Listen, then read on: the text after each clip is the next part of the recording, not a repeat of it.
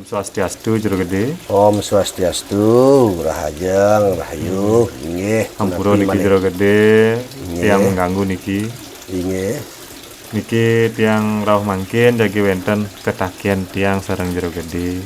Inggih durus. Inde yadnya niki.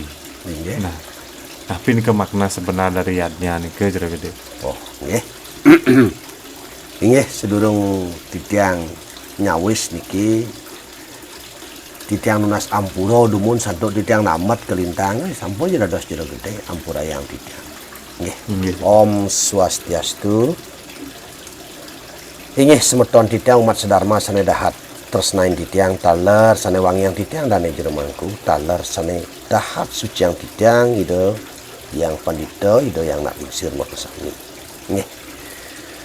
Ini pertanyaan Gus niki ampura santokan titiang namet niki untuk bahasa Bali halus nih kawan titiang bahasa Bali halus kang yang duwe nang sarang ini yadnya niku kan sampun koloktah niki sesuai dengan pemahaman tiang pengertian titiang talar sudut pandangan tiang selaku Jero Gede niki ampura boyo je titiang nasikin segara talar mempertentangkan pemahaman sanetiwasan semeton ya. Yadnya sudah keloktah disebut dengan korban suci tulus ikhlas kan kentan kemanten ya. Terus niki korban suci tulus ikhlas niki tapi malih ada maknanya niki Jero Gede. Nah kalau menurut tiang setiap pertanyaan tiang berusaha menjawab tapi harus kita pakai logika karena apapun itu yang namanya kebenaran itu harus masuk logika. Walaupun kita bicara tentang nis kalau apa arti nis kalau? Nis artinya tidak nyata, kalau artinya nyata. Segala sesuatu yang tidak kita lihat dan tidak nyata ada di dunia nyata dengan logika yang nyata toh. Itulah kebenaran. Yen nis niku tidak nyata jangan orto jangan bien sing ada bukti itu ada nis itu ada tutur puyung ada niku.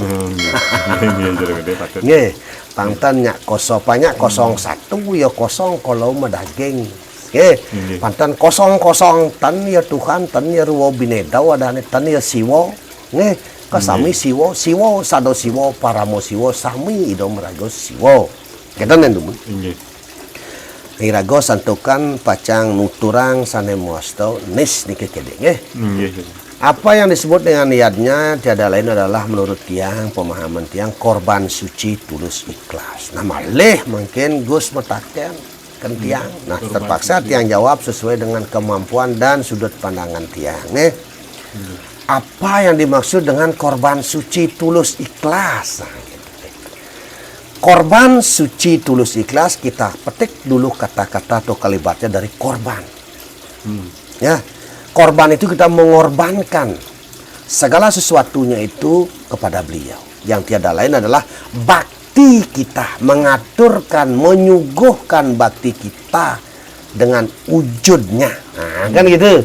Nah, di sini korban itu adalah wujud daripada bakti kita sebagai umatnya, sebagai hambanya. Suci tiada lain adalah wakil daripada nama Tuhan itu sendiri, tiada lain Tuhanlah yang maha suci. Karena orang kitab suci. Kitab adalah pengetahuan. Kita suci adalah Tuhan itu sendiri kan gitu. Nah, dan disebut dengan suci itu adalah nama Tuhan itu sendiri. Korban itu adalah wujud nyata daripada bakti kita, persembahan kita kepada Tuhan. Bahwa tulus ikhlas, tidak memaksakan, sesuai dengan kemampuan. Karena sifat Tuhan di sini adalah maha kasih, maha penyayang, maha pengampun, maha pemberi, maha iya, maha segala-galanya. Iling niko, beliaulah yang menciptakan alam beserta isinya. Selain beliau satu yang suci, mulia dan sempurna, semuanya adalah ciptaan baik yang kelihatan maupun yang tidak kelihatan. Ingat niko, Nah, jadi korban suci tulus ikhlas adalah wujud nyata dari persembahan kita kepada Tuhan dengan kemampuan, sesuai dengan kemampuan. Oke, Tidak ada unsur paksaan. Jangan salah memahami. Tuhan tidak seperti manusia yang umumnya. Karena manusia punya keinginan, liun mang deman, bedek mang makangan, kinten nge. Kalau ido apapun kita datang kepada beliau, walaupun engkau ataupun kendati pun engkau buta, tuli dan bisu, kau datang kepadaku kan kinten nak nih kan. Aku akan menjamahmu dengan penuh kasih. Aku tahu apa yang kau inginkan karena aku ada dalam jiwamu sebagai Atma, kan begitu nah. Dan kan jadi kau berarti semampu kita belajar gedengnya sesuai dengan kemampuan kita, kita. jangan lupa didasari oleh etika juga kita harus beretika. Adiastu ndago mampu bede kang yang itu kan maha tahu mentan kentan sing yang nak sing lah sing yang sedang menghadap Tuhan, berarti Tuhan itu sing yang ampuro. Kalau kita artikan di sini kan Tuhan itu artinya apa ya, adanya materi radine, sedangkan tidak ada sifat Tuhan di seluruh agama apapun, tidak ada sifat Tuhan dalam materi. Iya, jadi sana sampun lintang yang nanti nyelang gina hangian pejuali itu kan. Berarti niko dan mengena sebenarnya kira-kira. Puniki Gus, kita pahami dulu sifat-sifat Tuhan. Kita tidak bisa bertanya kepada Tuhan karena beliau tidak berwujud, hanya rasa. Tapi kita sudah dipandu dengan kitab suci kita. Di sana kita diajarkan di dalam kitab suci agama apapun, sifat-sifat Tuhan itu yang perlu kita ketahui dalam bentuk ajaran kita membaca. Nah, sambungkan sifat-sifat Tuhan. Kalau sifat Tuhan Maha Pengasih, Penyayang, Pengampun, Pemberi, dan di sana tidak ada istilahnya materinya. Tuhan harus maha diberikan yang banyak, harus diberikan yang paling mewah, kan tidak ada. Nah, maka kita satu padukan dengan pikiran kita. Tidakkah pikiran Anda yang besar-besaran? Jangan salah.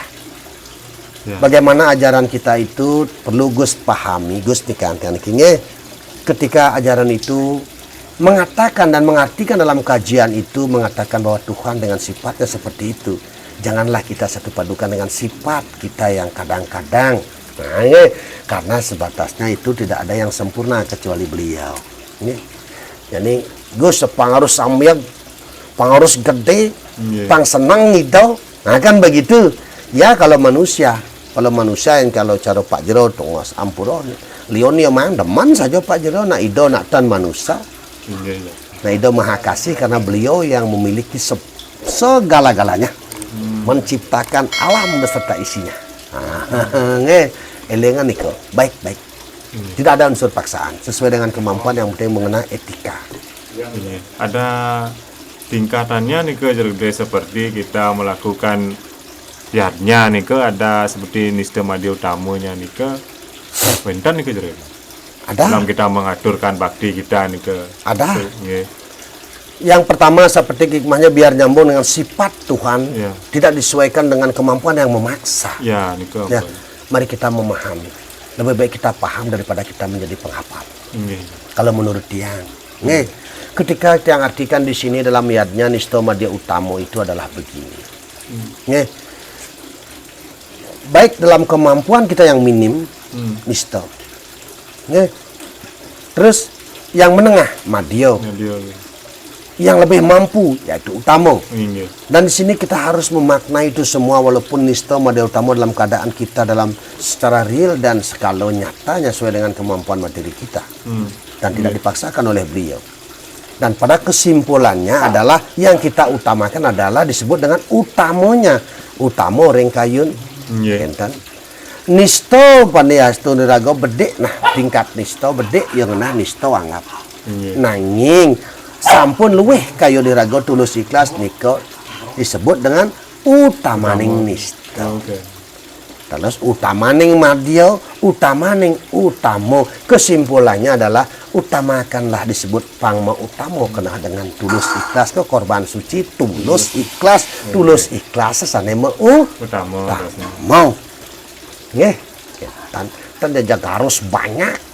Kita kok ada saudara kita yang namanya beragama yang lain juga, tetapi tetap kita memuja Tuhan yaitu satu Tuhan dengan sebut yang berbeda sesuai dengan status kita yang berbeda. Itulah dharma. Jangan sampai kita status kita agama Hindu kita baratkan penari, kita bawa pakaian ansip kan kita namanya penari yang gila. Iya. Kan gitu kan? Iya. Nah, menyesuaikan dengan status kita beragama, kita tetap menyembah satu Tuhan walaupun sebutan yang berbeda tapi tetap itu adalah satu Tuhan. Nggih. Tuh.